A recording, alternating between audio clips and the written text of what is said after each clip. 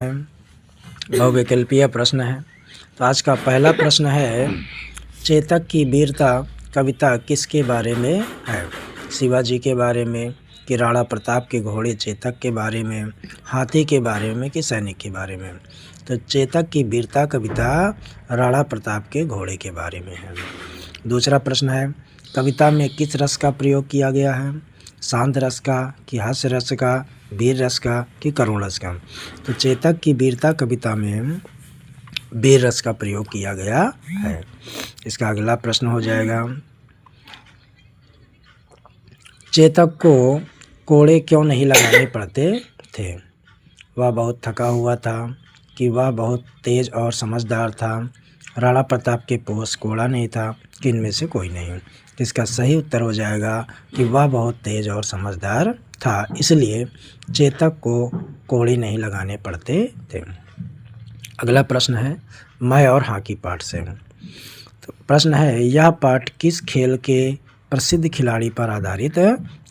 Cricket के, कि hockey, कि फुटबॉल, कि बैडमिंटन? तो यह पाठ हॉकी खेल पर आधारित है। अगला प्रश्न है, खेल हमारे जीवन में क्या सुधार करते हैं? ध्यान और एकाग्रता लाते हैं, कि स्मृति लाते हैं, कि शारीरिक स्वास्थ्य है, कि उपरोक्त सभी?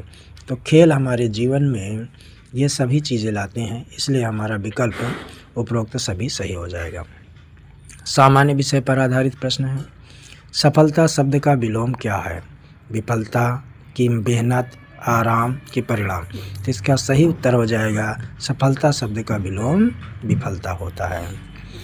अब अगला सामान्य विषय पर आधारित प्रश्न, सुगंध शब्द में सु क्या है? सुगंध जैसे ना, ये दो शब्दों से मिलकर बना है, सु और गंध से।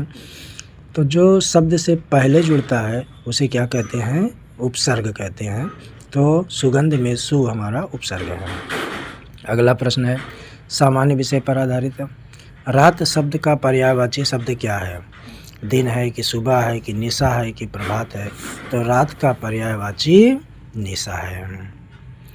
अब 15 पाठ पत्र से आधारित है, एहतियात शब्द का क्या अर्थ है? लापरवाही, की सावधानी यानी ध्यान रखना, जल्दबाजी या उपेक्षा? तो एहतियात शब्द का अर्थ हो जाएगा सावधानी और ध्यान रखना।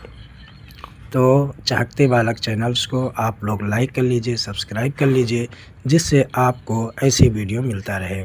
और अगर आप मनोरंजनात्मक वीडियो देखना चाहते हैं तो आओ धमाल करें, इस चैनल्स को लाइक कर लें और सब्सक्राइब कर लीजिए।